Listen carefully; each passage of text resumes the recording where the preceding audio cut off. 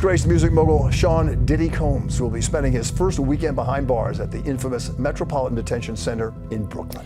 Sean "Diddy" Combs has reportedly been placed on watch after being denied bail following his arrest for and the fall from power is often swift, and for Diddy, that fall has been anything but subtle. As y'all know, Diddy is currently inside the Brooklyn Metropolitan Detention Center, and that place is basically his new home. According to many insiders and sources, the atmosphere is tense. Cold concrete walls, heavy metal doors, the buzzing of the neon lights. All this is simply a stark contrast to the luxury Diddy once knew. But what I can tell you is New York City, being the biggest, most populated city in America, the MDC has a difficult time recruiting and retaining staff. So one of the key issues is the lack of staffing.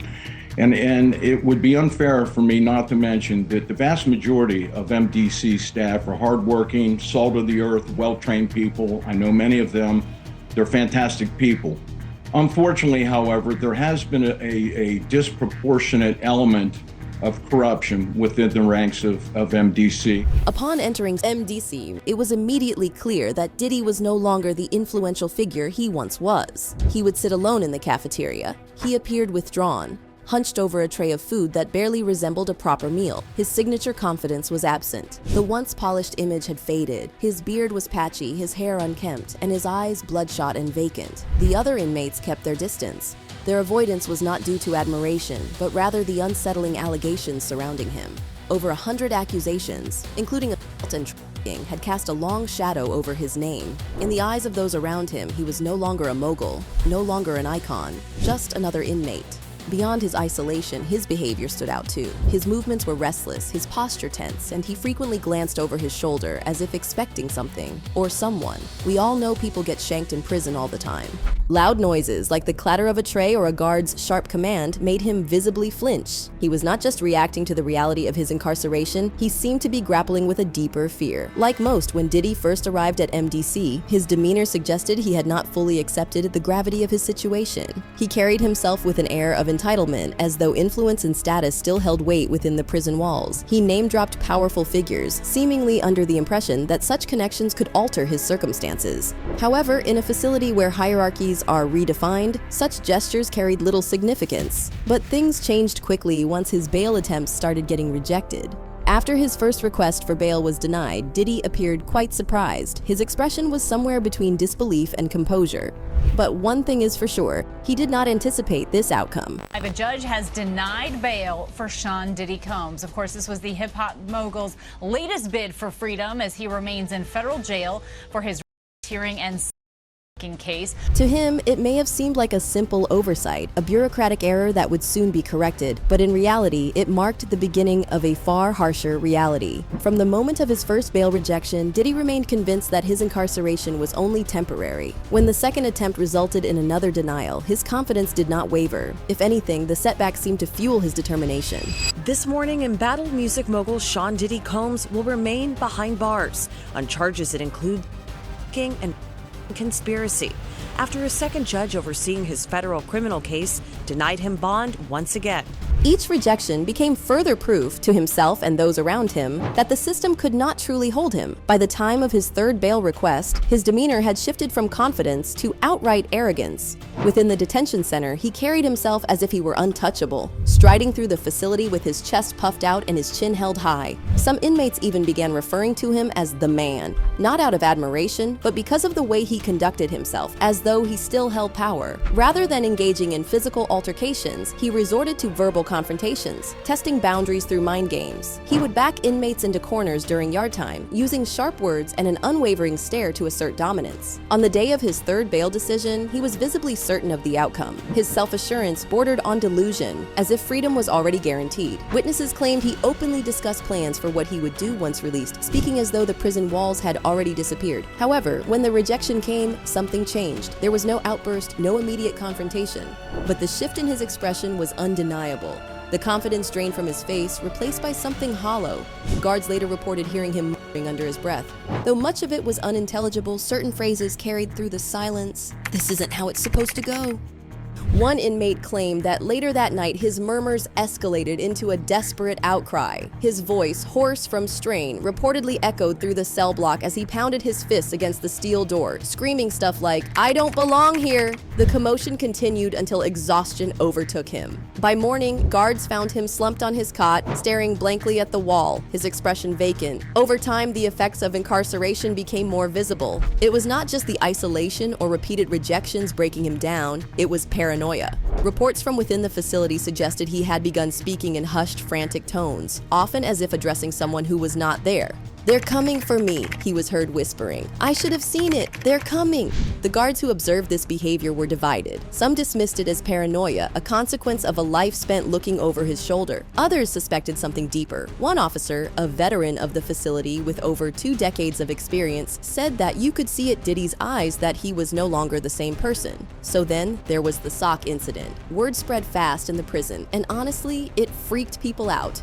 It wasn't just that he tried to do it, it was the way he looked. They found him on the cold floor, a sock barely tight enough around his neck to even leave a mark. But the whole thing was unsettling. Everyone started asking what led him to this. Apparently the night before, Diddy was pacing and mumbling to himself, saying stuff that sounded a lot like what he said after his 3rd bail rejection. "They lied to me." It wasn't just the words though, it was the silence after. When the guards found him, they didn't rush to call for help right away. It was almost like they couldn't believe what they were seeing. The infirmary staff got him to the hospital fast, but it wasn't just his condition that shook them. It was what he kept whispering when he came to. "They're coming for me.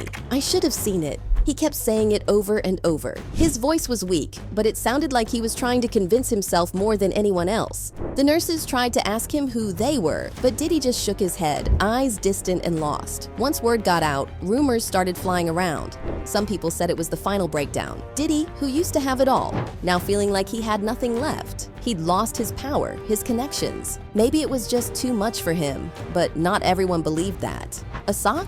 That didn't seem like a serious attempt. Some people thought he was playing the system, maybe trying to get a more comfortable spot in the prison, like a hospital bed, instead of staying in a regular cell. Honestly, that sounds like something Diddy would do, right? But here's the creepiest theory. What if it wasn't Diddy who tied that sock around his neck? What if it was a message? Maybe from someone on the inside, or even someone from the outside, a warning to keep him quiet. That idea freaked everyone out because in a place like that, anything can happen. When Diddy came back to his cell after all this, he was different. That confidence he always had, gone. He barely said anything. He was constantly looking around like he was waiting for something to happen. Even the guards were acting different, watching him more carefully. One of them leaned in during a routine check and whispered, "Careful who you talk to. You never know who's listening." Speaking of talking, there was always a possibility that Diddy would rat some people out in order to free himself. You know, expose the higher-ups, the ones in the game who allowed him to go untouched for so long in the industry and to get away with so many shady stuff. There was this list, right? At first, no one knew if it was real. Some people were denying it, but then there were others who were convinced that it's a thing. We're talking about powerful names, the kind of names that could ruin careers, destroy lives, and shake up entire industries. If he had that list, everything made sense. The whispers, the weird stuff going on in prison, and even the cryptic things the guards were saying. But that also meant one thing. Diddy was a target. And honestly, it was probably messing with his mind. I mean, he barely slept. His hands were shaking when no one was around, and he stopped eating. He even stopped leaving his cell. Breaking news tonight. Diddy hungry? Sean Combs apparently refusing jail food. Some say he's missing his private chef and convinced he will be poisoned. The paranoia was taking over, and it was so bad that his cellmate couldn't even sleep because Diddy was pacing all night long. It was like watching someone unravel, but every once in a while, the old Diddy would come back. That charm was still there, you know? But the moment didn't last. People started saying they heard him talking in his sleep, mumbling about names and places that no one could make sense of. Others said he was writing in a notebook all the time, but no one knew what was inside it. Even the guards started acting weird around him, not in an I don't care way, but like they were scared. Even the guards couldn't hide their nerves when they spoke about him. They'd glance at each other and whisper when they thought no one could hear. And the inmates? They noticed how Diddy was keeping to himself. They started thinking maybe his paranoia wasn't crazy after all. But it wasn't just the paranoia breaking him. It was the silence. Prison is loud. Metal doors slamming, feet shuffling, voices everywhere. But for Diddy, the silence felt deafening. He'd just sit in his cell, staring at the wall, talking to himself like someone was there. At night, he'd pace back and forth like he couldn't stop. And that's when everything changed. One morning, the guards found Diddy on the floor of his cell, motionless. Everyone thought he was dead at first, but he barely moved. They rushed him to the infirmary. Everyone was asking what happened. Was it an accident, or was someone trying to silence him? The official story was that he collapsed from exhaustion, but people didn't buy it. Some thought he was poisoned. Others thought it was a setup to get him out of prison. But the theory that stuck, someone was trying to shut him up for good. And then it happened again. They found him on the floor of his cell. No sock, no visible injuries, just motionless. P. Diddy leaves the Metropolitan Detention Center jail in Brooklyn. New reports say he was taken to the hospital for a few hours last week to get an MRI. We're just now learning about this, though, because Diddy was taken from the jail late at night. So guess what? P. Diddy made a little late-night getaway from the Metropolitan Detention Center, MDC, in Brooklyn. Just last week, he was rushed to the hospital for a couple of hours to get an MRI. But hold up, this wasn't just some normal hospital trip. Diddy's people made sure to keep things on the low by having him leave in the cover of darkness. They weren't trying to attract any attention, obviously. Diddy was whisked away to the hospital at 10 p.m. no less. The story goes that Diddy had knee problems since back in 2003 and even had surgery for it in 2017. So his knee's been bothering him again, and it seems like they needed to get him some medical care outside the jail. He was only gone for a few hours though, and then straight back to MDC. Diddy's lawyer isn't talking much, and the Federal Bureau of Prisons is keeping mum on everything. But we've got someone on the inside. Dr. Dwayne Hendress, a former correctional officer, says taking Diddy to the hospital wasn't necessarily a huge deal, except for the timing. Normally, inmates get checkups within the first 2 weeks of arrival, and medical trips are scheduled monthly. But for someone like Diddy, yeah, that's a whole different game. It was probably a calculated move to keep everything quiet and to avoid a media circus. But here's the part we've all wondered. Do inmates fake it to get a trip out of jail? Is Diddy really in that much pain, or is this a get-out-of-jail-free card? Well, apparently the system's got ways to double-check. They don't just take inmates' word for it. If you need medical attention, it's gotta be real. No faking it to chill at the hospital for a while. So they make sure it's legit before sending you out. No shortcuts in that game. And honestly, this whole process makes you think, Diddy's knee? It's the least of his worries right now, but the way everything is handled? Super tight and planned out, just to avoid any surprises. What we can say though is that it's looking tougher for Diddy by the day. Okay, so here's the latest with Diddy. A male musician came forward with a serious claim. He says back in 2015, after performing at an event hoping to sign with Bad Boy Records, he was drugged and assaulted by Diddy. Apparently, after his performance, Diddy offered him a drink at the after party that was spiked. And then Diddy and his crew allegedly took things way too far. When the musician tried to leave, Diddy allegedly threatened to ruin his career. Yeah, that's heavy stuff, but wait, it gets worse. The lawyer Tony Busby, who's already representing a bunch of people against Diddy, is about to file even more lawsuits. He's got over 10 new cases lined up thanks to a law in New York that lets victims who were assaulted years ago file complaints. So yeah, it's about to get even messier. So all these new lawsuits are just adding to the 30+ cases already out there. We're talking about serious allegations like abuse people and forcing them into non-consensual situations. And the accusations go back for decades, involving both men and women. This is just getting started, honestly. But that's not even the worst of it. Diddy's also got federal charges hanging over his head. There are even tapes from those freak-off parties he's known for, showing what people say are non-consensual acts. Diddy's team argues that the tapes show consensual stuff, but with all the evidence piling up, it's hard to ignore. And if that wasn't enough, they recently added 2 more victims to the federal case. Things are really snowballing now. Oh, and now Diddy's legal team is accusing federal prosecutors of raiding his prison cell and taking materials that were supposed to be protected. A judge ruled those materials needed to be destroyed, so there's just more drama building up. All these lawsuits are starting to hit Diddy hard financially. If he loses or has to settle all these cases, he could lose millions. Plus, his image as a music mogul, yeah, that's pretty much done. He's in the middle of a PR nightmare, and this could seriously affect his future business deals. On top of all this, the situation is really exposing some big problems in the entertainment industry. Things like power